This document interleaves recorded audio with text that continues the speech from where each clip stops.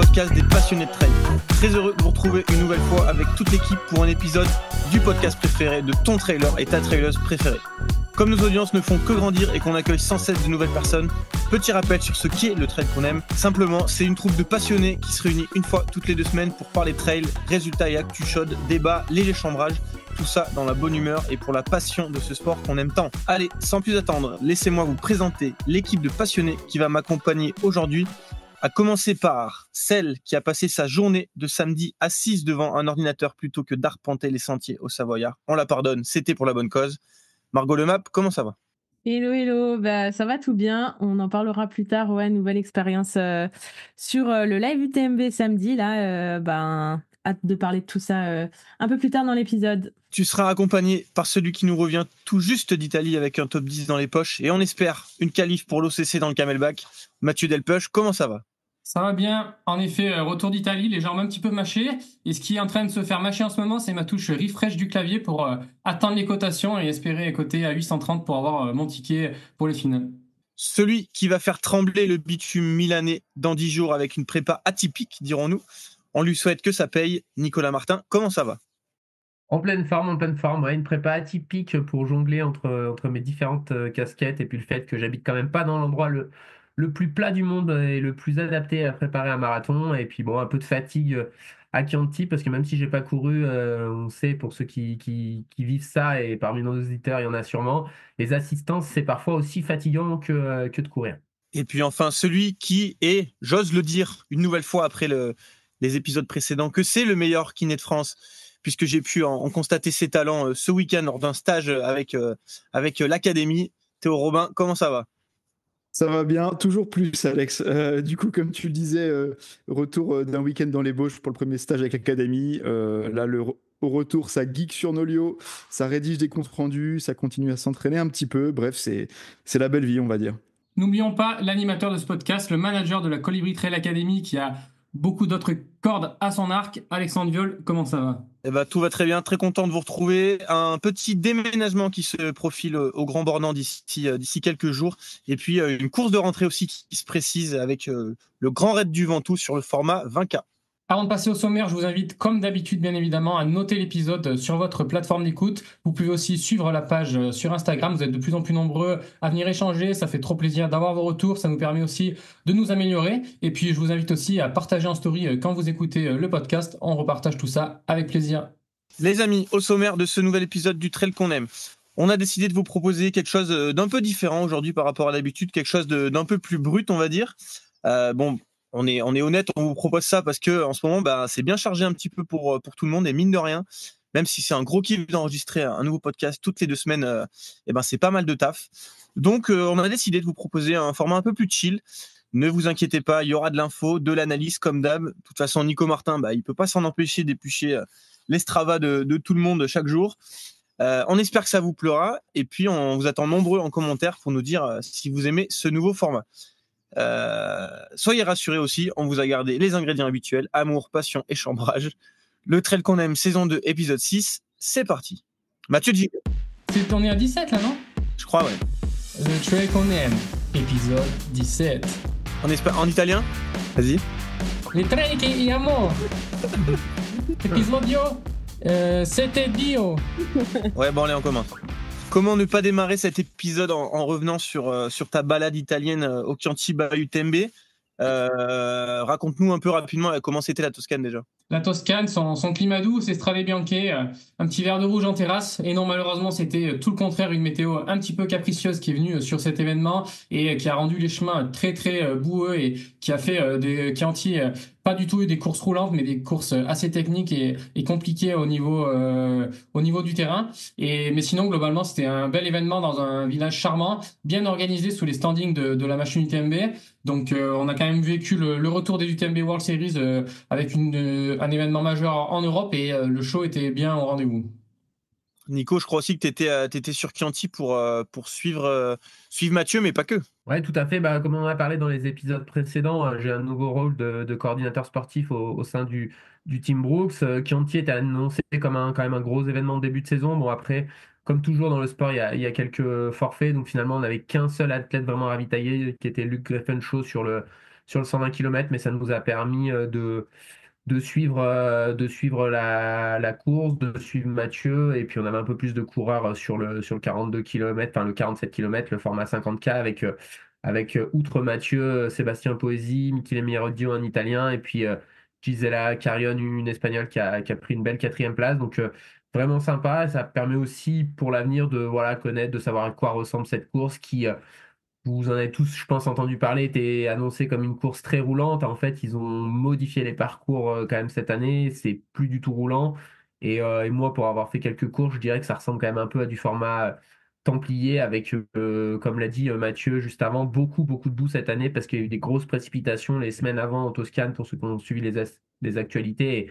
Et il y avait vraiment des sentiers où il y avait 10 cm d'eau. Et encore, j'ai eu la chance d'échanger avec Vincent Bouillard juste un peu avant son départ et il me disait on a eu de la chance, il y a eu 4 jours de sec là, dans la semaine précédente de la course parce que quand ils sont arrivés là-bas avec Jim, il m'a dit il y a des endroits, il y avait de l'eau jusqu'aux genoux. Donc c'était vraiment une édition, je pense, particulière et ça ne sera pas toutes les années des conditions aussi difficiles. Et mais du coup, ça reste encore plus hallucinant les chronos quand on voit le chrono de Jim du coup qui l'emporte sur le devant Kylian et Vincent en un tout petit peu moins de 10 heures ou un tout petit peu plus, je sais plus. Ça reste les allures restent quand même hallucinantes. Mathieu, je sais pas toi aussi si en termes d'allure, tu as vraiment senti que la boue vous avez ralenti ou pas, mais les allures restent quand même très honnêtes. Ouais, ben, ainsi que les vitesses de déplacement étaient quand même beaucoup plus lentes que ce que j'avais prévu. En fait, les Strade Bianche, pour être honnête, je pense qu'il y en a que 10, entre 10 et 20% qui sont des parties vraiment où tu peux dérouler et il n'y a aucune technicité. Quand tu dis Strade Bianche, c'est les grands chemins, tu veux dire? Les Strade Bianche, ouais, c'est les courses, les routes blanches qu'on voit sur, notamment la course de cyclisme, les Strade Bianche. C'est des chemins blancs très durs, et très, un peu comme des pistes, des pistes gravel, quoi. Ok. Et ça, au final, c'est ça ce qu'on voit sur toutes les vidéos de promotion de l'événement et de la Toscane. Mais la réalité, c'est que là, notre parcours était un petit peu modifié sur le début. Enfin, tous les parcours étaient modifiés au début avec chaque course l'an dernier commençait peut-être par 5-6 km sur ce type de route. Et là, ils ont ajouté des singles avec du dénive. Donc, ça a rendu le terrain plus compliqué. Et nous, en fait, le deuxième jour en plus, qu'il y avait en plus, c'est que l'intégralité de notre parcours avait été parcouru par 1000 à 1500 coureurs par les coureurs de la veille. Donc c'était vraiment labouré et des fois j'ai l'impression de courir dans un crocs où tu te bats pour pas perdre ta chaussure et là c'est sûr que ça fait vraiment réduire les vitesses de façon extrême en plus de créer une fatigue musculaire je pense plus intense que d'habitude du fait qu'il faut stabiliser, qu'il faut pas tomber donc c'est des terrains très compliqués. Vous aviez l'intégralité de votre course qui était sur le parcours du 120? Non, en fait, il y avait les 25 premiers qui étaient communs au 120, au 70 et au nôtre. Et ensuite, nos 40 premiers sur lesquels sont passés les 70 et nos 4 derniers. Donc, en fait, on avait 2 kilomètres où il n'y avait que notre course qui passait, mais tout le reste était déjà piétiné par les autres parcours. Et j'ai vu Sébastien Poesi, là, votre compère de chez Brooks, qui a dit qu'il avait fait il a fait 9e du coup sur ton format, qu'il avait fait une erreur de choix de chaussures. C'est quand même assez surprenant parce que du coup le terrain était quand même bien labouré depuis la veille, donc on peut se rendre compte, on peut adapter son choix de chaussures en fonction. Toi, comment t'expliques ça, Mathieu, et est-ce que toi t'avais pris quelle paire t'avais pris par exemple? Ouais, en fait, j'avais dans mon sac ma paire de chaussures de route, la paire avec laquelle Sébastien a couru, mais j'ai quand même suivi les conseils de tout le monde qui m'ont dit que c'était pas une bonne idée puisque le terrain était très gras, que c'était plus technique que ce qu'on pouvait s'attendre. Mais Sébastien, il est un peu têtu et il n'a pas voulu écouter les conseils du sport coordinateur et je pense qu'il s'en est vite mordu les doigts puisque après 500 mètres de course dans la première section sur un chemin, il a fini au bout de 3 mètres sur les fesses. Donc, et puis ensuite, c'était une partie, je pense, d'équilibrisme pour lui pendant 45 km. J'ai pensé très fort à lui à chaque fois qu'on était dans la boue.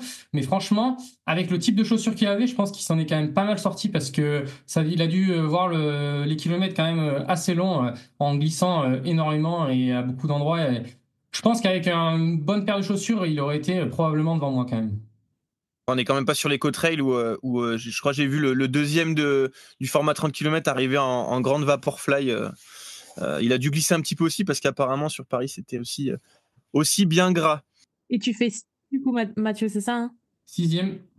Ok. En combien de temps? J'ai mis 3h32 et Francesco Pupi, l'Italien qui était quand même une bonne tête d'avance au niveau de la cotation sur tous les poursuivants puisqu'il avait 925 il a 925 de code général et puis ensuite on était une dizaine entre 850 et 880. Donc Francesco il a gagné en 3h17. Après il a fait je crois qu'il a dit qu'il avait fait en footing, hein, Mathieu. Et en moonwalk, je crois à un moment j'ai vu aussi. Juste pour rebondir là-dessus, la course était un peu moins équilibrée que prévu parce que pour ceux qui avaient peut-être regardé les favoris annoncés, il y avait 2 Kenyans de la mini runner qui étaient annoncés et qui, d'après mes informations, n'ont pas réussi à avoir de visa.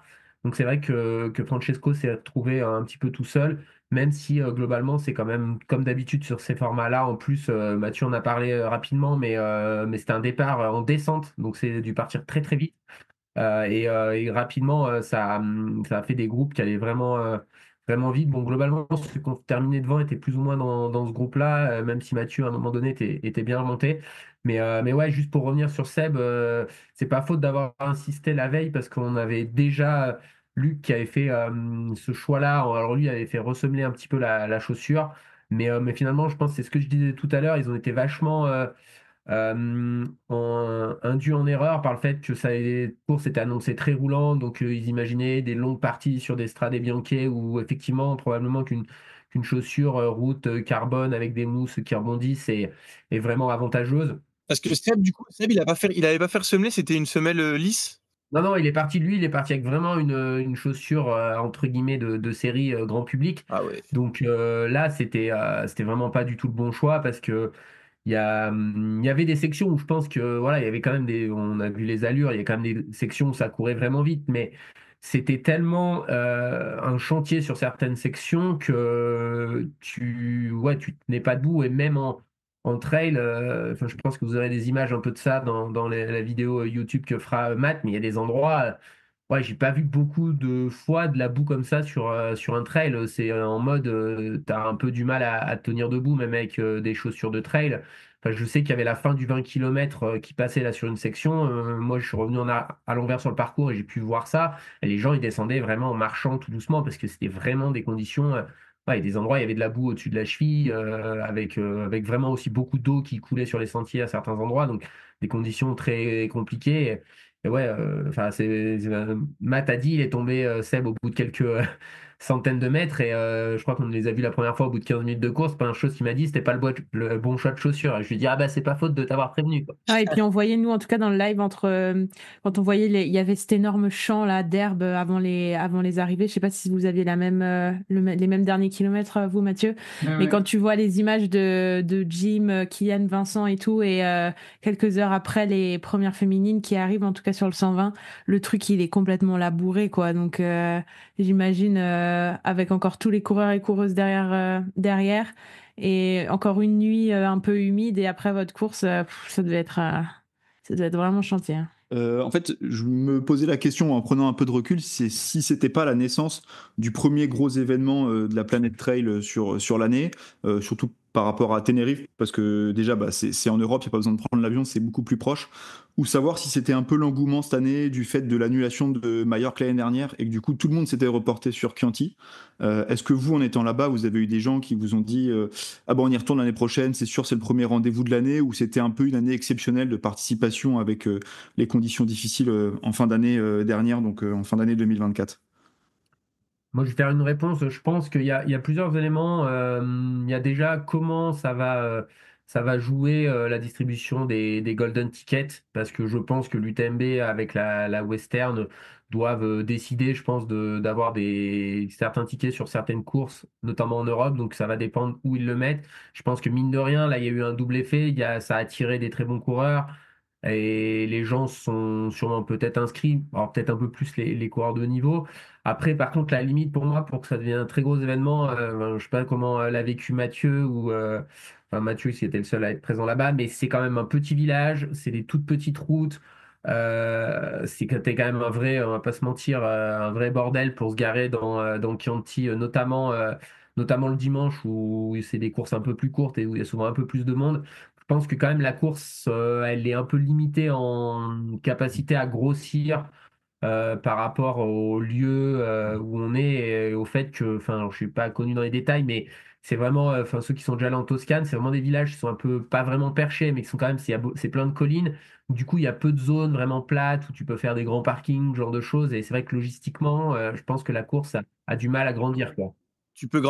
T'es pas obligé de grandir en nombre, tu peux quand même continuer à grandir en densité, en athlètes de très haut niveau qui y vont sans forcément grandir. Là, je viens de regarder, il y avait En tout, 3400 coureurs sur les courses, ce qui est déjà beaucoup. Qui est beaucoup, mais ce qui est, je pense, plus ou moins la capacité maximale d'accueil de la course. Je pense que vraiment au-delà, c'est compliqué. Bon, par exemple, ils ont fait choix, je ne sais pas si c'est pour ces raisons-là, mais il y avait 0 assistance autorisée sur la course de Mathieu, par exemple. Donc ça, c'est vrai que ça décharge quand même vite les routes parce que bah, il n'y a pas cette tentation-là d'aller suivre pour ravitailler les athlètes. Donc non, ça pourra devenir une course importante du calendrier. Après, moi, je pense que l'importance des courses by UTMB dépendra avant tout des choix du circuit, de vraiment créer un circuit compétitif avec un intérêt pour les athlètes qui va au-delà de juste se qualifier, quoi.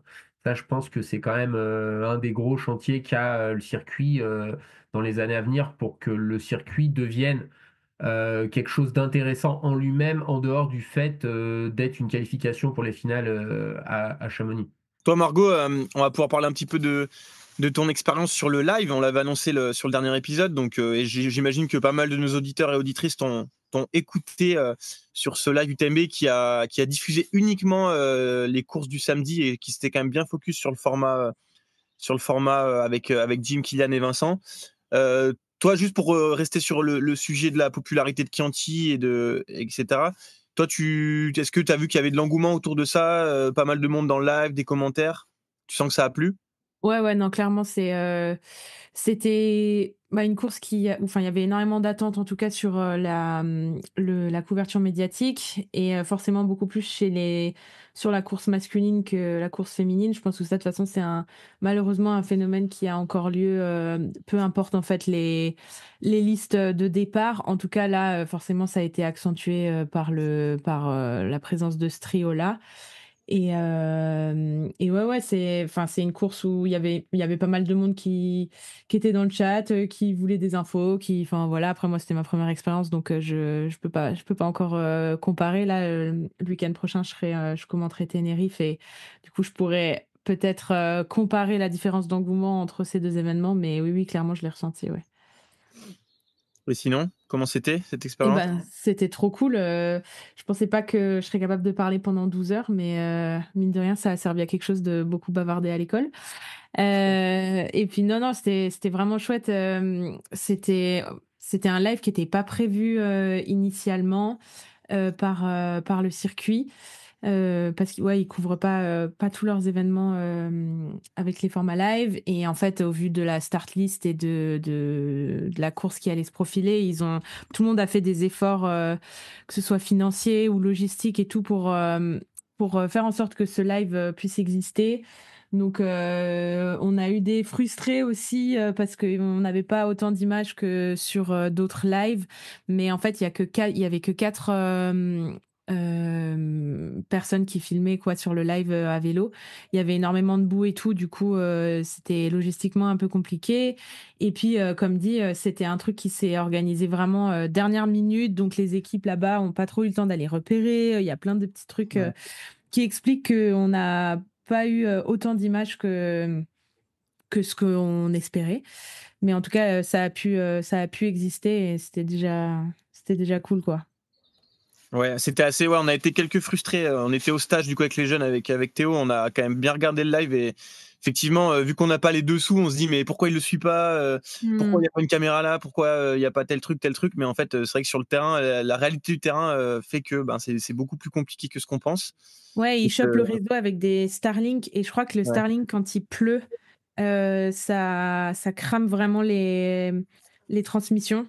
Et du coup, là, il y avait des galères de ça. Comme dit, c'était quelque chose qui n'était pas en fait dans le budget initial des lives annuels, quoi. Et du coup, même financièrement, hein, il y a beaucoup de gens qui se sont serrés la ceinture pour que ce truc existe. Et puis, moi, du coup, on a enregistré à La Roche-sur-Foron, c'est là où il y a la régie.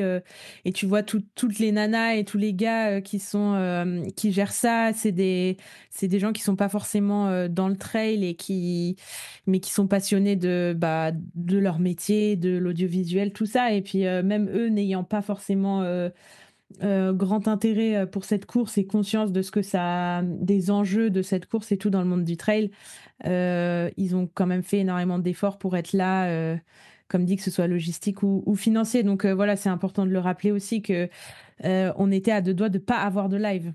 Et ça, on a essayé de le rappeler plusieurs fois dans la journée parce qu'on se prenait quand même pas mal de réflexions sur le fait que on voyait trop les filles, que voilà, et ben en fait, il y avait des portions où c'était pas possible de suivre les mecs ou les filles, quoi.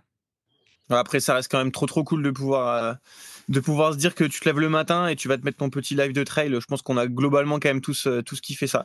Bon, Nico, en fin analyste que tu es, forcément, tu as regardé un petit peu la bataille que se sont livrés Kylian, Jim et Vincent. Bon, un peu plus la bataille entre Kylian et Vincent, puisque Jim s'est envolé assez rapidement.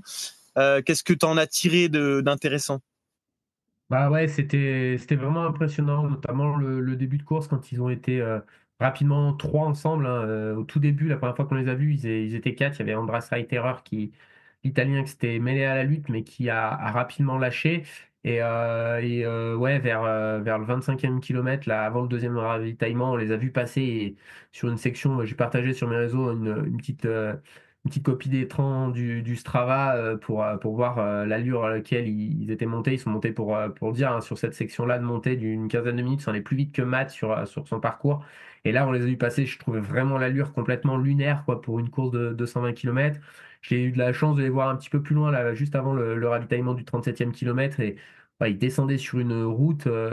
J'ai un peu couru juste derrière pour voir, pour retourner au ravito. Je pense qu'ils couraient à 18 km/h. C'était ultra impressionnant. Et pour avoir fait quelques mètres avec la tête de course du 70 à un moment donné, il y avait vraiment ce gap de niveau.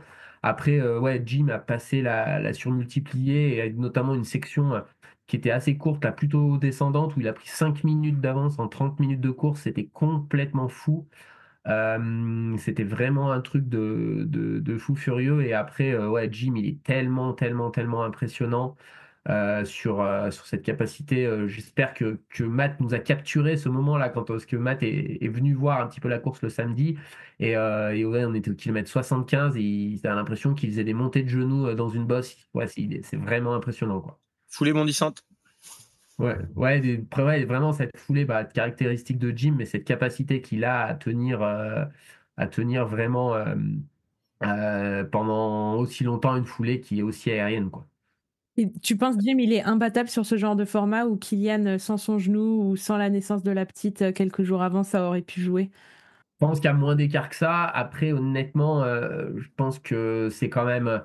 Je pense que Kylian a un petit déficit, à mon avis, d'économie de course sur les sections roulantes. En plus du fait que Jim est quand même, on s'en rend pas compte. Je pense qu'il est aussi très sous-estimé, mine de rien, dans le grand public en Europe parce qu'il a eu beaucoup d'échecs à l'UTMB et que du coup, on a beaucoup cette vision de ouais, il est bon que sur les courses roulantes. Mais Jim, pour en avoir parlé plusieurs fois avec Thibaut Garivier, qui est dans le même team et qui s'est entraîné, il dit franchement, tu t'entraînes avec Jim n'importe où, tu as l'impression que tu es un cadet, quoi. C'est vraiment quelqu'un qui est complètement hors du commun. Ceux qui connaissent un petit peu ce microcosme, il a fait des temps à Arèche où il y a quand même les meilleurs skieurs alpinistes du monde en montée où il est vraiment au-dessus de ces gens-là. Non, c'est vraiment un phénomène. Et en plus du fait que je pense qu'il a un peu toujours été un peu dans l'ombre de Kylian et qu'il y a aussi cette volonté voilà, de gagner ce duel, même si je pense que c'était pas vraiment un duel parce que bah, Kylian, on l'a dit, a eu mal au genou assez tôt au TFL, je crois. Et puis je pense qu'il venait vraiment chercher juste sa qualif parce que voilà, on sait ce que c'est d'avoir enfin non, moi je sais pas, mais on en a souvent entendu parler. Avoir un jeune enfant, c'est aussi difficile sur la récup. Donc c'était pas un vrai duel, mais ça restait néanmoins très impressionnant. Et ouais, parce qu'on est d'accord, parce nous, en regardant le live, on se disait, ouais, mais ils vont peut-être, Kylian et Vincent, ils vont peut-être gérer, parce que du coup, Jim a déjà le golden ticket et ils sont venus pour ça, donc ils vont pas forcément se tirer la bourre à fond. Et en fait, on a constaté que Jim a fait la course à fond et les deux derrière ont fait vraiment la course à fond, donc c'était vraiment beau à voir. Ils ont vraiment respecté le dossard et la course en se donnant à fond jusqu'au bout, quoi. C'était beau. Ouais, et puis pour se rendre compte quand même, faut se dire que Vincent Bouillard et Kylian Jornet, ils ont mis 45 minutes à Aubin Ferrari. Il est peut-être un peu moins connu du grand public, mais c'est quand même un des meilleurs coureurs français sur Ultra. Il a fait une prépa absolument strato. Et lui, qui a les 45 minutes, c'est vraiment se dire que les trois mecs qui étaient devant, c'est une autre catégorie, c'est un autre monde, quoi. C'était vraiment impressionnant. Ouais, du coup, ça souligne aussi la très bonne perf enfin plutôt la bonne perf d'Aubin aussi, qui qui si on le voit dans l'autre sens n'est qu'à 45 minutes des deux mecs strato. Donc c'est une belle confirmation quand même du côté d'Aubin Ferrari, parce que tu as cité Nico Andreas Reiterer qui a abandonné, Luc Grenfell-Schau qui était parti vite qui a abandonné. Donc finalement, je pense que c'est aussi Aubin a fait une course en ayant conscience de ses capacités, et surtout des capacités des autres devant. Et c'est aussi pour ça qu'il a vécu cette 4e place, parce que je pense qu'il y en a beaucoup qui ont pas conscience du niveau des 3 de devant et qui du coup essayent d'être pas trop loin au début. Et puis bah, ça se termine souvent de la même manière. Tu vois, il y a un autre coureur qui fait une belle course en gestion aussi, c'est Lambert Santelli. Ouais. Les autres coureurs, ceux qui ont voulu jouer avec ces 3-là, bah, ils se sont cramés les ailes et sur une course de 120 bornes. Parce que je répète, mais moi j'ai quand même pas mal d'expérience dans ce milieu-là. L'allure au début, c'était vraiment lunaire. Quand tu te dis, mais les mecs, on leur a dit qu'il y avait 120 bornes à faire, quoi. Ça a vraiment cette impression-là que ça passe, ouais, des allures de maratrail, quoi, pas des allures de course de 120 km, quoi. Et Andreas, il finit combien au final? il a bâché. Il a arrêté. Ah, ok. Andreas Reiterer. L'italien. Du coup, on n'a pas trop parlé des femmes. Tu disais, Margot, quand même, on les a plutôt pas mal vues quand même sur le lac, notamment Fiona Pascal qui a remporté la course. Ouais. Est-ce qu'il y a eu là-dessus aussi, il y a eu une belle bataille? En fait, au début de la course, c'est Fabiola Conti qui prend le lead. Alors, elles se voyaient, hein, c'était marrant de comparer un peu les deux courses féminines et masculines, parce que tu voyais les trois hommes qui couraient plus ou moins quand même en paquet avant que Jim ne s'envole. Et chez les femmes, tu avais Fabiola qui était une dizaine de secondes devant Abby, et Abby une dizaine de secondes devant Azara, quoi. Elles se voyaient toutes, mais elles couraient pas ensemble, quoi. Donc c'était intéressant de voir ça. Et Fabiola qui bâche, qui a mal aux côtes et qui du coup abandonne. Abby qui recule petit à petit dans le classement, et surtout Fiona qui monte, quoi. Et on voyait dans ses stories, je sais pas qui c'est qui faisait qui s'occupait de ses réseaux, quoi, mais en tout cas ça disait que la course aussi chez les femmes était partie très très vite, que malgré le fait que Fiona reste plus ou moins dans ses temps, enfin essaye de temporiser, elle était quand même quelques minutes avant ses prévisions, mais elle essayait quand même vraiment de temporiser sa course. Et au final, c'est une stratégie qui a fonctionné, parce qu'elle a remonté des places petit à petit. Elle a vraiment fait une course hyper intelligente. Et c'était aussi une fin de course qui était très très belle à voir, parce qu'elle elle avait quand même pas mal d'avance. Et elle relâchait pas son effort, quoi. Elle était pour le coup beaucoup plus marquée dans l'effort que Jim, par exemple. Et tu voyais qu'elle lâchait pas, hein, quoi, dans les dernières montées. Dès qu'elle se mettait à marcher, tu sentais que dans sa tête, c'était pas du tout OK de marcher, et elle relançait direct. Enfin, c'était une bataille incessante envers elle-même. Et derrière, Johanna Anttila, une coureuse finlandaise du team Salomon aussi. Fiona, elle est aussi dans le team Salomon Grande-Bretagne. Et en 3, Azara Garcia, une coureuse espagnole, et j'ai plus son sponsor en tête. C'est un sponsor espagnol, je crois, le HG. Ah oui, voilà, c'est ça, ouais. Azara Garcia, qui est quand même qui a connu quelques saisons difficiles, mais qui est quand même une athlète qui a été très très connue et qui a fait plusieurs très beaux résultats, notamment sur des mondiaux, etc. Donc c'est un grand nom du trail féminin, ouais. Ouais, c'est ça aussi, ce qu'on peut dire, c'est que globalement, la course chez les femmes, c'était quand même des personnes d'expérience, quoi. On avait plutôt très peu de jeunes athlètes sur cette course-là. Et c'est vrai que j'ai l'impression qu'on a un peu de manque de renouvellement de génération, un peu plus marqué chez les féminines, comme d'habitude, parce qu'il y a moins de densité. Mais c'est vrai que, mine de rien, même Vincent, Jim et Kylian sont quand même plus tout jeunes. Ce sont pas des jeunes athlètes. Donc c'est vrai qu'ils dominent toujours le jeu, mais c'est vrai qu'on est plutôt sur une génération, entre guillemets, vieillissante, quoi. Mais c'est des formats qui sont plus propices à l'expérience et l'âge, non? Ouais, sûrement. Après, peut-être qu'on se rend compte aussi qu'on vit, même si le sport va se densifier, mais qu'on a une génération avec des athlètes qui étaient exceptionnels, en dehors du fait que le sport soit jeune, quoi, aussi. Je pense que des Kylian ou des Jim, il n'y en aura pas 50 par génération, même si le sport se développe. Et d'ailleurs, on l'a pas dit, mais Vincent, il a enfin annoncé officiellement qu'il rejoignait le team Oka. D'ailleurs, plutôt une très belle annonce. Je sais pas ce que vous en avez pensé. Très chouette, ça fait sens. On a eu Thibaut dans le live, Thibaut Garivier dans le live samedi et il nous parlait un peu de la carrière de Vincent chez Oka et c'est vrai qu'il est rentré chez Oka en tant que stagiaire il y a presque une dizaine d'années quoi et entre son expérience chez Oka en Europe, aux États-Unis, il a un lien très particulier avec cette marque donc enfin ça fait sens et je pense que c'est chez lui, c'est sa maison, c'est là où il se sent bien. Donc voilà quoi.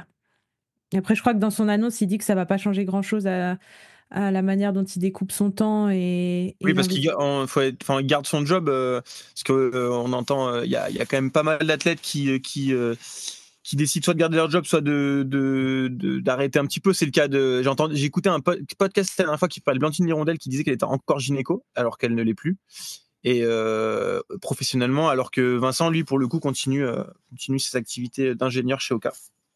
Ouais, après, je pense que c'est toujours pareil. Dans le sport, c'est avant tout quel temps tu as disponible pour faire ton activité. Et Vincent, l'année dernière, pour en avoir discuté avec Thibaut, donc on évoquait, ouais, bah, pendant la prépa du TMB, c'était quasiment un athlète professionnel. Il avait vraiment le temps de faire ces entraînements-là. Et je pense que ça, effectivement, changera pas grand-chose à sa vie. Du coup, on se fait un petit point mercato quand même. On n'oublie pas les bonnes choses. On a vu une annonce un peu tardive chez le Team Merrell, Julien Michelon, qui signe au Team Merrell, qui on espère qu'il va se relancer un petit peu après lui aussi des années compliquées dernièrement. On l'a vu sur les skis cet hiver, il a l'air très en forme. Thibaut Marquet, Mathieu chez X-Bionic. Eh ben oui, on l'a voyé quand même pas mal sur les devants des pelotons il y a quelques années, mais je l'avais pas vu depuis un bon moment et j'avais même oublié qu'elle existait presque et je pensais qu'ils avaient arrêté. C'est une marque qui faisait pas mal de compression à la base et maintenant elle s'est quand même pas mal développée pour avoir une gamme assez complète aussi en vélo et en trail. Et donc voilà, ils ont choisi Thibaut Marquet pour les représenter en France. Thibaut Marquet, on le rappelle, qui a quand même gagné l'échappée belle et la TDS, donc des nouvelles figures pour représenter la marque aux côtés de Nuria Picasse et qui va le faire brillamment. Et puis on l'a vu aussi dernièrement, le lancement d'un Team Craft Elite en France. Craft, c'est une marque suédoise, donc qui a annoncé la signature de 8 nouveaux athlètes, dont une seule féminine, avec à noter en tête d'affiche le nouveau comeback de Benoît Girondel, après celui raté l'an dernier avec le Team Sidas Matrix. On espère quand même le revoir avec un dossard cette saison, puisque l'an dernier, il avait mis 0 dossard. Je crois qu'il en a mis un il n'y a pas très longtemps d'ailleurs, et je crois que ça ne s'est pas hyper bien passé, puisqu'il fait au-delà du top 10 sur une petite course locale, je crois. Et puis ils ont annoncé aussi le recrutement de Kylian Haller, champion de France de trail court 2024, qui a toujours eu un peu de mal à s'insérer dans un projet et surtout qui a eu assez peu d'opportunités de justement rentrer dans des projets intéressants. Et il est actuellement en pleine prépa marathon. Le marathon de Saumur. Et il fait le marathon de Saumur. Oui. Quelle idée. Le plus roulant de France apparemment, mais le moins dense. C'est le plus roulant, mais le moins dense de France. Alors qu'il passe quand même des sacrées séances. Je crois que j'ai vu, parce qu'on aime bien les stats quand même ici. Je crois qu'il a dit que la semaine dernière, en séance, globalement, il a fait 30 km sur l'ensemble de ses séances à 3,07. Donc, je pense, très, très grosse forme. Ouais. Mais ouais, après, il va devoir sûrement courir tout seul, quoi. Après, il avait fait 2,18 tout seul à La Rochelle il y a 2 ans. Et là, il était à Valence. Et il était parti bien trop vite. Il était parti sur des bases de 2,12, je crois. Et il avait 2,15 dans les jambes, mais c'est Kylian, quoi. Voilà. Et du coup, la féminine donc de chez Craft, ce sera Camille Poquet, que je connaissais pas personnellement. J'ai regardé, elle a fait 22e des France de trail court l'an dernier, vainqueur du format 30 km du High Trail Vanoise ou encore 4e du format 50K du Watch Trouble by UTMB. Petite info, on parlait du groupe de Kenyans soutenu par Julien Lyon, les Mili Mani Runners.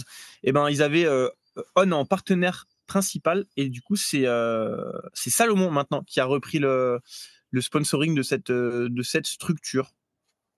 Voilà, je crois qu'on a fait le tour sur nos petites actus mercato et on va pouvoir passer à notre petite expérience. J'en ai parlé un petit peu depuis le début de l'épisode, mais avec Théo, on était sur le stage de l'académie, la Colibri Trail Academy ce week-end, le premier gros rendez-vous de la saison, l'occasion pour les athlètes et le staff de se voir et de vivre ensemble pendant 4 jours. On avait une grosse dominante testing sur ce stage où l'idée c'était pour bien démarrer la saison, de faire toute une batterie de tests. Et Théo en était l'un l'un des acteurs principaux. Du coup, je vais lui laisser la parole pour expliquer rapidement un petit peu ce qu'on a fait et pourquoi c'est intéressant de faire ce type de testing avec les jeunes notamment. Ouais, bah du coup, ce qui était vraiment chouette par rapport à l'année dernière, avant de parler plus de ma partie, c'est d'avoir une approche pluridisciplinaire assez large. Et on a eu notamment cette année une grosse nouveauté qui est pas négligeable. Et je pense qu'il y a beaucoup d'équipes ou de teams qui n'ont pas cette chance-là, c'est le fait d'avoir un médecin. Le médecin qui nous a rejoint cette année, c'est Édouard Stavo. Et franchement, il est très compétent dans le domaine et c'est vraiment très rassurant, surtout en tant que kiné, d'avoir un médecin avec lequel on peut échanger. Il a fait tous les bilans plutôt côté santé, donc prise de sang, etc. Et puis le gros avantage aussi, c'est qu'il avait un appareil d'écho et ça pour la rééducation c'est vraiment top de pouvoir checker l'état ligamentaire par exemple d'une cheville, d'aller checker l'état d'un muscle après une lésion et tout. Franchement un appareil d'écho c'est vraiment exceptionnel. Et du coup ce qui était cool c'était d'avoir ce bilan d'aspect santé avec le doc. Il y avait aussi un aspect nutritionnel avec Marion. Il y avait les tests physiologiques pour bien déterminer toutes les zones d'entraînement, hein. Si vous avez écouté l'épisode précédent, ce qu'on avait fait avec Nico, normalement ça doit être un petit peu plus clair pour vous, savoir à quoi ça correspond le VO2, le SV1, le SV2, à quoi ça sert de calibrer les 5 zones. Et donc ça, c'est Léo Bonnemer, le coach référent de la structure, qui s'en est occupé, avec Jonas Foro aussi, qui est venu pour faire ces tests-là. Et de mon côté, du coup, j'ai fait les tests kiné que j'avais déjà fait l'année dernière. Donc ce qui était cool, c'était d'avoir il y en avait 5 sur les 7 jeunes qui étaient déjà l'année dernière, donc j'ai pu comparer les résultats. Enfin, je suis en train de me pencher sur les comptes rendus là, cette semaine, et du coup, c'est vraiment intéressant de pouvoir comparer. Et puis pour les 2 nouvelles, Eva et Blonone, c'était de faire des premiers tests. Et donc globalement, c'était des questionnaires de dépistage, des entretiens sur les antécédents, les habitudes de pratique, etc. Faire des tests de mobilité, évaluer la stabilité des chevilles pour voir qui était à risque là-dessus, une évaluation de la force musculaire isométrique avec un dynamo, et puis des sauts sur les plateformes. Et puis du coup le but de travailler en équipe, c'est de savoir sur quoi on doit mettre l'accent pour évidemment travailler sur les points faibles et puis juste entretenir les points forts encore une fois. Ouais, tu l'as dit Théo, la grosse plus-value de cette année qu'on a essayé d'apporter, c'est la partie médicale avec le médecin référent. Et donc là, c'était vraiment super cool de voir tout ce staff et les athlètes réunis. Il y avait une vraie belle harmonie autour de ce stage-là, et tout s'est très bien passé. Donc c'est aussi une manière, ce stage de début de saison, de concrétiser un peu le travail de l'ombre qui a été mis en place cet hiver. Donc c'était vraiment très chouette. Et puis comme tu l'as dit, on a annoncé le recrutement de 2 nouvelles athlètes, Eva Delafosse et Benoît Neleu. Très content aussi de pouvoir les accueillir dans la structure, et je pense qu'elles vont vraiment faire parler d'elles cette année. Et puis voilà, on s'était réservé un petit gîte dans les Bauges à Bellecombe, pour ceux qui connaissent, qui était vraiment très très cool. Donc si jamais il y a des amateurs de gîtes et de stages, vous pourrez me laisser un petit commentaire pour me demander l'adresse. C'était vraiment très cool. Vous n'êtes pas trompé de chalet cette année? Nous ne parlerons pas de cette anecdote. Non, chalet incroyable, vraiment le plus beau. Ça fait 3 ans que je réserve des logements pour les stages et pour les événements. Et sincèrement, c'était le plus beau qu'on a eu depuis ces 3 ans. Les Bauges, encore une fois, c'est sous-coté parce que les Bauges, c'est toujours exceptionnel. Ouais, je pense qu'on a fait le tour. Pareil, n'hésitez pas si vous avez des questions sur ce qui a été fait durant le stage. Et là, vous vous rendez compte qu'on met quand même plein de choses en place certes pour la performance, parce qu'on est quand même une structure qui accompagne les jeunes athlètes pour faire du haut niveau. Mais tout ce qu'on met en place, notamment l'aspect santé, c'est avant tout pour la prévention et la santé à long terme des jeunes, quoi. Donc c'est vraiment super, hein, parce qu'on le voit même sur des teams beaucoup plus structurés entre guillemets de haut niveau, il n'y a pas toujours autant de structuration, autant d'apport pour les athlètes. Donc moi je salue, ça me parle en tout cas ce choix-là d'investir le budget qui est pas j'imagine extensible à l'infini sur ces parties-là pour aussi bien former les jeunes, et puis voilà, après ils développeront d'autres choses. Moi je suis plutôt partisan de développer la capacité sportive des athlètes, puis après la partie communication. Et donc ça me parle beaucoup, moi en tout cas personnellement, de faire ces choix-là dans votre team. Donc bravo à vous. Merci Nico. Si je peux rajouter le fait qu'un truc qui est super intéressant en tant que membres du staff, c'est d'avoir des jeunes et du coup la capacité de progression et le potentiel de progression chez les jeunes il est vraiment plus gros que chez un athlète ou une athlète qui a 30-35 ans et donc ça c'est vraiment un truc qui est challengeant, c'est qu'on peut les voir progresser avec des apports qui peuvent être très simples et ça c'est vraiment chouette de les voir progresser en quelques mois, c'est vraiment très enrichissant et très challengeant quoi. Ouais, puis l'avantage d'avoir, je terminerai là-dessus, d'avoir un staff aussi complet, c'est qu'on peut vraiment ajuster en fonction des besoins de chacun, puisque encore une fois, on est sur des jeunes qui n'ont pas tous le même âge, qui n'ont pas tous le même niveau de maturité sportive, de maturité sur les bons réflexes à avoir, au niveau de la nutrition, au niveau de tout ça. Et en fait, d'avoir un staff qui couvre tous ces paramètres-là permet d'ajuster vraiment dans le détail les besoins de chacun et chacune. Donc voilà, c'est le parti pris qu'on a eu. On espère que ça va fonctionner, mais en tout cas, les athlètes étaient très contents de ce stage. Moi, je voulais refaire quand même une petite section résultats parce qu'il s'est passé d'autres événements sur la planète Trail ces 2 dernières semaines. Donc, je vous propose qu'on fasse ça maintenant et notamment sur le Chianti. Alors, je vais vous parler un petit peu des résultats de la course de 70 qu'on n'a pas évoqué où il y avait quand même une belle densité. Puis aussi le marathon, je pense qu'on n'a pas parlé des athlètes féminines qui pourtant n'ont pas démérité avec des très très belles places au scratch. Judith Wider, je crois qu'il fait 12e sur cette course. Donc l'ancienne orienteuse suisse qui arrive très en forme sur ce début de saison. Et puis le podium a été complété par une Française de Maëlle Beauvire. Donc, on vous avait déjà parlé d'elle dans un des premiers épisodes du podcast, qui elle aussi est une coureuse d'orientation. Et cette saison, elle a décidé de partager son calendrier entre l'orientation et le trail. Et on dirait que c'est plutôt bien parti puisqu'elle fait quand même une très très belle course sur ce Chianti. Et puis aussi sur le 70 km, donc le Chianti Ultra Trail, le format 100K qui permettait de se qualifier à la CCC. On a vu aussi des belles courses avec les Français aux avant-postes chez les hommes. Germain Granger qui a gagné quand même en solide malgré cette féline cote 2 semaines avant aux France de Cross devant l'Italien Davide Cheraz. Et puis on a vu aussi Dimitri Morel-Jean, le jeune Français de Besançon qui s'exprime pour la première fois à son potentiel, je pense, sur une course internationale. Donc il a devancé Robin Juillaguet de peu de minutes, il me semble. Et chez les filles, c'est l'anglaise Gemma Hillier-Moses, donc je pense que j'ai pas très bien prononcé son nom, mais c'est l'anglaise qui gagne devant Rosanna Buschauer, donc qui elle aussi habite à Innsbruck, la coureur allemande, et qui était en prépa Western States devant l'américaine Emily Schmitz. Donc voilà pour ce premier événement. Qu'est-ce que vous avez vu d'autre comme course, les gars, sur ces dernières semaines qui méritent qu'on en parle ici?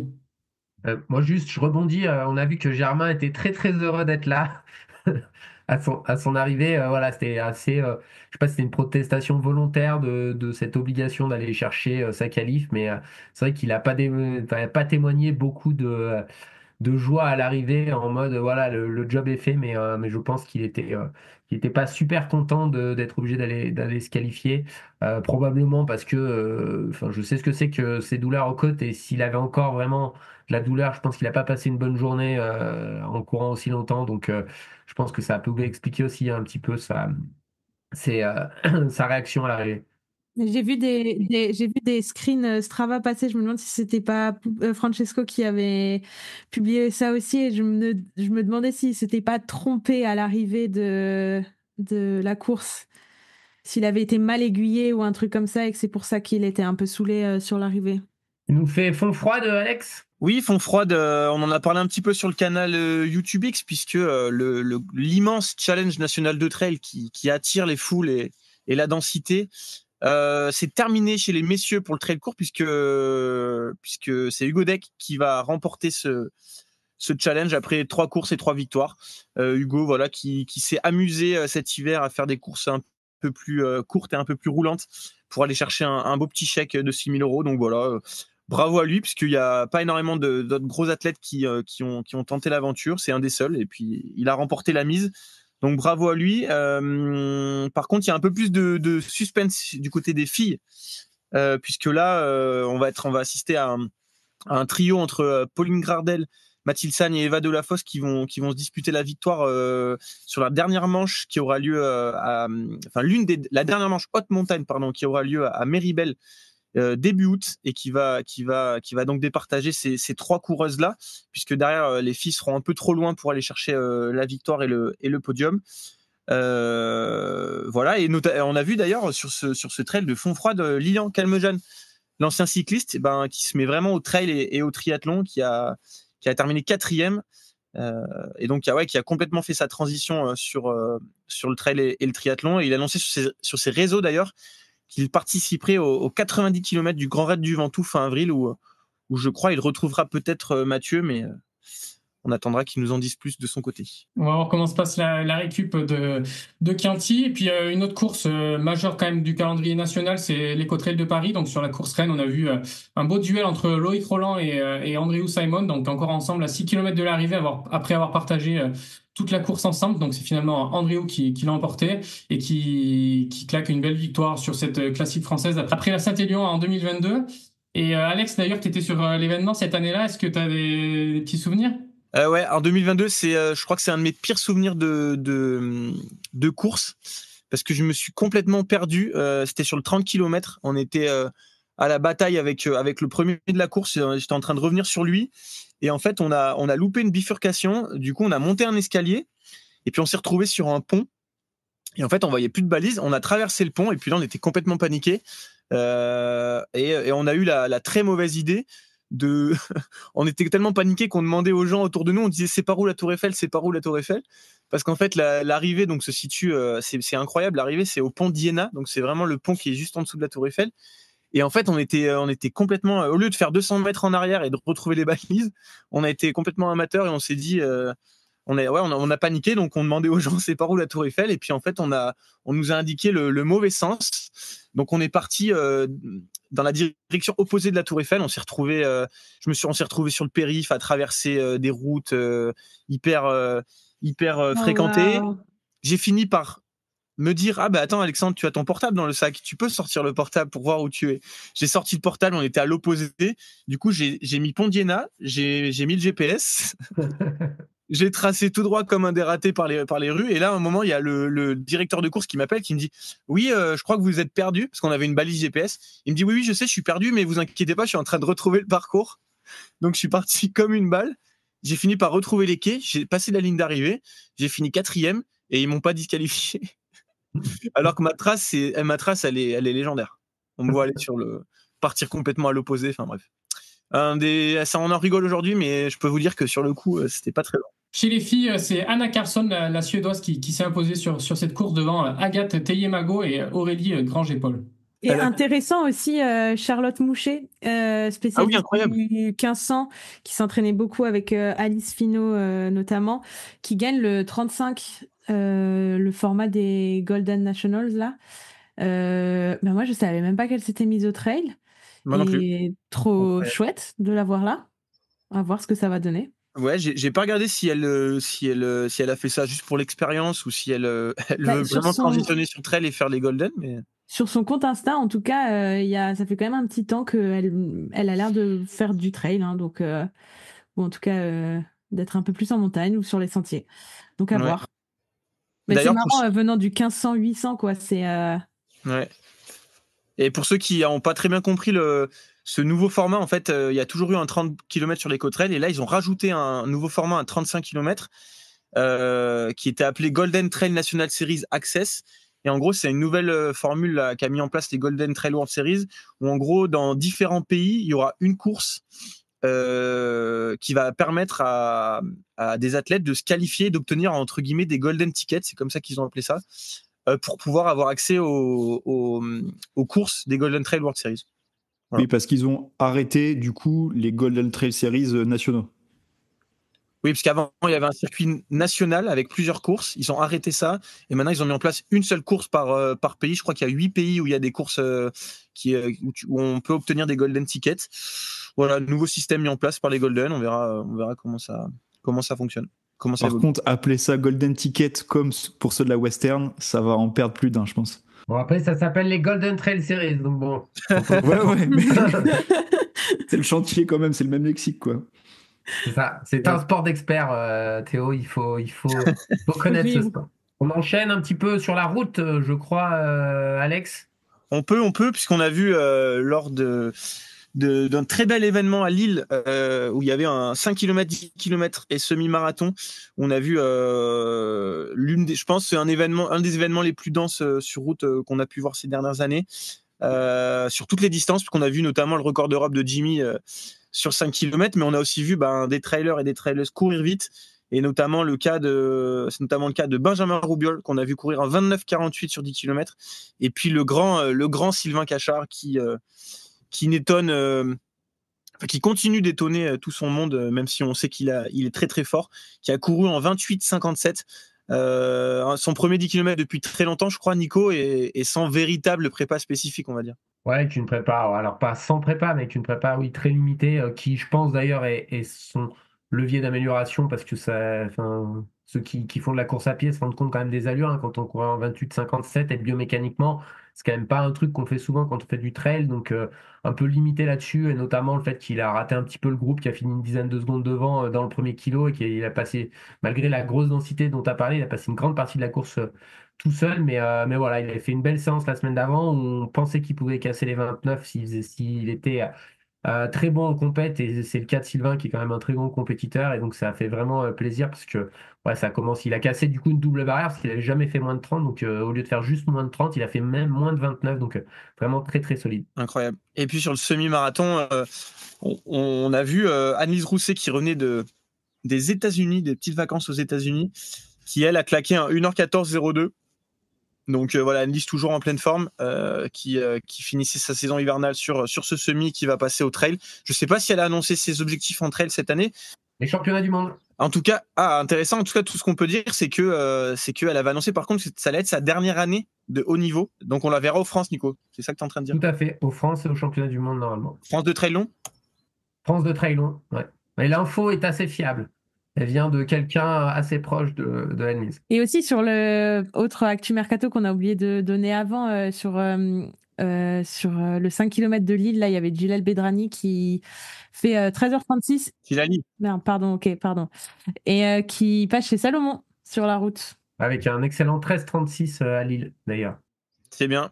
Ouais, ça doit être un des premiers très très gros athlètes de chez Salom quand même. Enfin, il y a le Suisse Mathias Kiburt qui a fait 2,7 au marathon, mais un gros athlète olympien, je crois, parce qu'il a déjà fait les Jeux Olympiques. Gilali, c'est chez Salomon, c'est du costaud.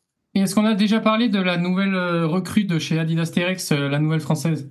Et non, Anaïs Guillot, oui, qui a fait 3e l'année dernière des championnats de France de trail court, qui on va pas dire contre toute attente, mais c'est vrai qu'on l'avait pas forcément vu venir dans les bruits qui couraient, qui rejoint la Adidas Terex, et qui était il y a quelques jours du côté de l'Allemagne pour les tests de début de saison, avant de s'envoler pour les Canaries, si je dis pas de bêtises, pour le stage de début de saison du team Terex. Elle rejoint donc Louise Servan chez Adidas Terex, donc ça nous fait une 2e française dans cette team très internationale qui souvent a tendance à prendre assez peu d'athlètes par pays. Parfait. Et puis juste à vous signaler, on reparle un peu de la route, mais que le record de France du marathon féminin a été battu seulement 2 semaines après que Manon Trapp l'ait battu, puisque Megdes Voldou à Barcelone a réalisé 2h23,13.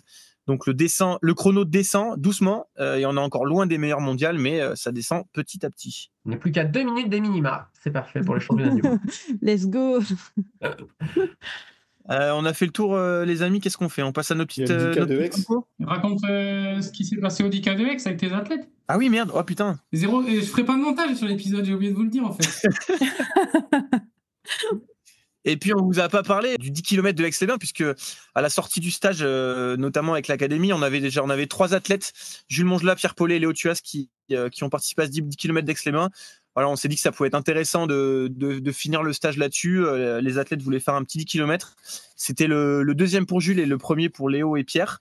Donc, c'était une belle expérience. Il faisait beau au bord du lac d'Aix-les-Bains, et après un stage quand même, ils se sont mis quelques séances. Et très content d'avoir pu les suivre et de voir qu'ils ont fait des très beaux chronos, puisque Jules Mongelat, donc si vous le connaissez pas, c'est un athlète qui a fait plusieurs sélections en équipe de France junior de course en montagne, qui a été vice-champion d'Europe, notamment de course en montagne l'an dernier, qui a réalisé 30-23.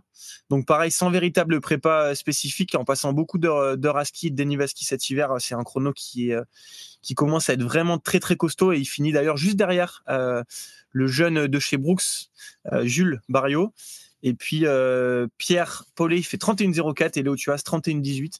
Donc voilà, très très très content de pouvoir clôturer cet hiver avec ces très beaux chronos. Premièrement, déjà, il y a Hugo Hay qui était là et qui s'est arrêté 2 fois pour porter secours à des coureurs qui étaient en train de faire un malaise. Du coup, il a complètement laissé tomber sa course et je crois qu'il met plus d'1 heure, genre 1h20 ou un truc comme ça, un truc du coup complètement anecdotique. En tout cas, c'était vraiment un beau geste de sa part. Ça, c'est vraiment le sport qu'on aime. Et juste aussi un petit coup de gueule, j'ai l'impression qu'on est face à une banalisation des chronos. Maintenant, si on fait pas 33, les gens se sentent dévalorisés. Et ça me saoule un peu. Du coup, j'aimerais bien que les gens soient déjà fiers de leur chrono s'ils ont fait une belle prépa, ça soit chouette. Et ça, ouais, ça me pose problème, moi, perso, en tant que sportif amateur, d'entendre que des chronos sous 35, ça vaut rien ou quoi. Ça, c'est un petit côté frustrant, en tout cas. Le coup de gueule est passé. Nico, tu as coupé ton micro. Tu peux remettre ton micro si tu veux. Non, c'était le petit coup de gueule de Théo. Et ouais, après, on est souvent aussi biaisé parce qu'on traîne dans des milieux où voilà, les gens s'entraînent beaucoup. Et effectivement, quand on s'entraîne beaucoup, 35, ça devient un chrono banal. Mais si on prend du recul et qu'on va dans la population générale, ça reste 17 km/h et tout le monde ne court pas 17 km/h pendant 10 km, quoi. C'est déjà un vrai niveau de pratique, quoi. Même si vous courez en 45, vous êtes toujours plus rapide que ceux qui ne le font pas. Même en 1 heure? Non, c'est clair. 45, déjà, c'est rapide, gars. En 1h15, bon après au-delà de... Ouais, bon. Trêve de galéjade. On passe à nos petites recos, les amis? Oui. Allez. Reco. Mathieu, dis-nous.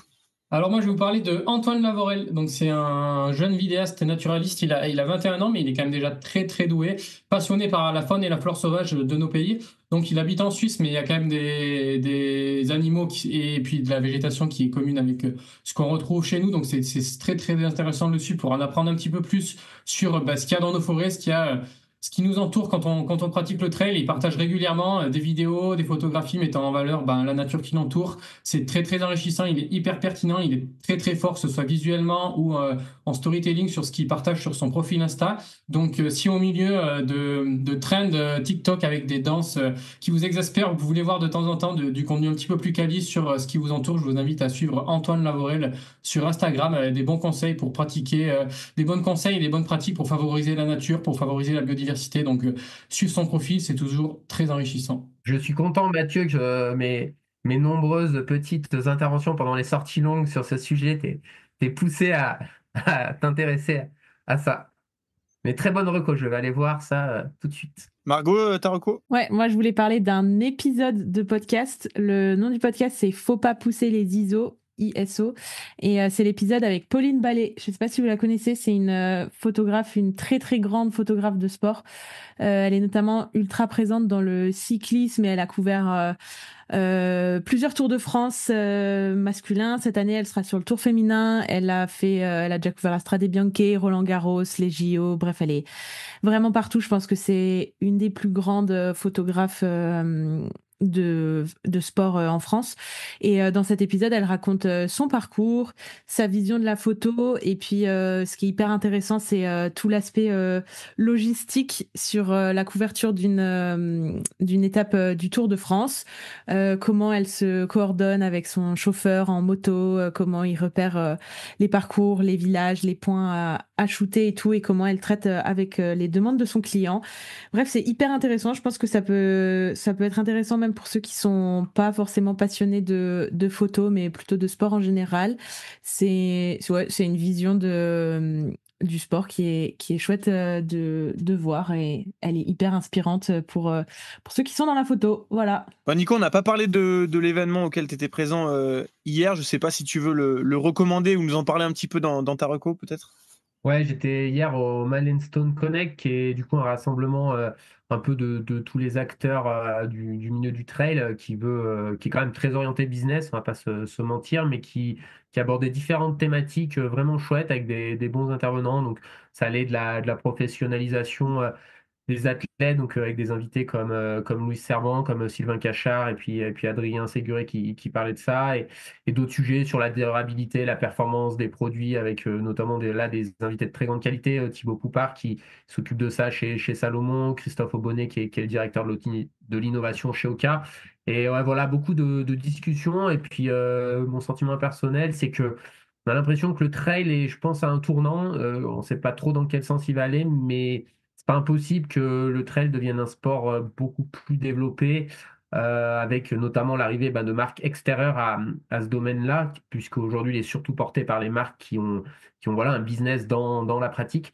Et potentiellement, je pense que et on pourrait voir dans les années à venir, notamment sur la partie sportive, peut-être des gros teams émerger avec des marques qui viennent et avec notamment à la fin la dernière partie, c'était une discussion parce que Marine Connect vient plutôt de la voile et comment le modèle de voile que tout le monde connaît, notamment la course au large avec ces grands bateaux sponsorisés par des grandes marques, pourrait potentiellement arriver dans le trail. Donc après, chacun fera son avis, est-ce que c'est positif ou négatif, mais j'ai l'impression que ça prend plutôt ce chemin-là.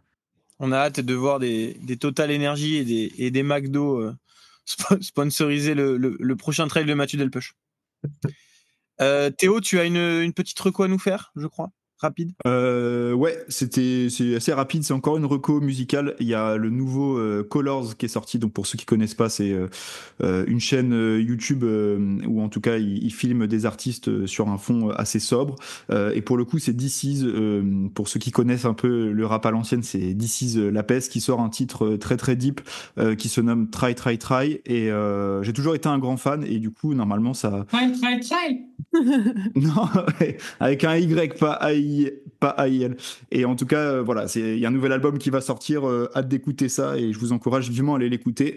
Il faut l'écouter plusieurs fois, je pense, pour vraiment apprécier le morceau. Allez, pour terminer, moi j'ai été gourmand, j'ai une double reco.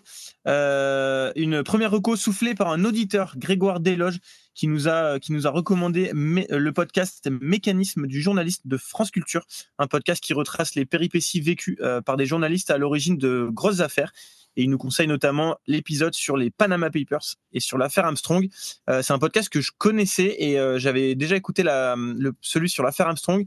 Sincèrement, c'est une véritable pépite puisque c'est un des journalistes qui a révélé l'affaire en fait, qui nous parle des coulisses de la chute de Lance Armstrong. C'est vraiment super intéressant. Et puis la deuxième reco, une série télé sur Arte sur le scandale de la Poste britannique. La série s'appelle Mr. Bates contre le Post Office. C'est une série qui raconte l'histoire de postiers anglais qui se sont fait accuser à tort de détournement d'argent dans leur bureau de poste à cause d'un logiciel de comptabilité défaillant. C'est tiré d'une histoire vraie et c'est une histoire vraie de l'un des plus gros scandales qui a eu lieu au Royaume-Uni ces dernières années. Et en tant que grand amateur de séries britanniques, je me suis régalé. On a fait le tour, les amis. Tout à fait. Merci, Alex. Allez, j'ai un petit message à passer aux auditeurs pour la conclusion. J'invite tout le monde à déjà on a évoqué tout à l'heure le canal YouTube, donc c'est sur ma page Instagram perso de Mathieu Delpech à venir dans le canal. Donc des fois on vous envoie des petites infos en vrac quand on n'a pas le temps de faire trop d'analyse ou quand il y a des actus chaudes. Donc déjà vous pouvez avoir accès à ça. Et puis aussi c'est à cet endroit qu'on recrute les auditeurs. Donc quand on a des sujets débats et qu'on a envie d'avoir les avis des auditeurs, n'hésitez pas à venir là-bas pour nous dire si vous êtes dispo ou nous donner vos retours. Et puis ensuite, j'espère que l'épisode vous a plu. Vous avez vu, c'était un petit peu moins structuré que d'habitude, mais on a essayé quand même de vous apporter pas mal d'informations. Donc si vous êtes encore là, c'est sûrement que l'épisode vous a plu. Donc n'hésitez pas à nous faire un petit retour. On se nourrit en fait de tout ce que vous nous dites. Et si vous êtes encore là parce que vous avez eu la flemme de changer d'épisode comme certains auditeurs qui nous ont écrit, qui nous avaient écouté, mais simplement parce qu'ils ne voulaient pas s'arrêter dans leur footing pour changer le podcast. Donc on vous remercie quand même de nous avoir écoutés. Et si vous avez des pistes pour améliorer le podcast, on est aussi bien sûr preneurs. Et puis vous pouvez aussi sur votre plateforme d'écoute, comme je vous l'ai dit, noter l'épisode et noter le podcast, ça nous aide beaucoup. On n'aurait pas pu terminer d'une meilleure manière. On vous dit ciao alors. À bientôt tout le monde. Bye bye. À dans 2 semaines. Allez, ciao. ciao. Salut. Ciao.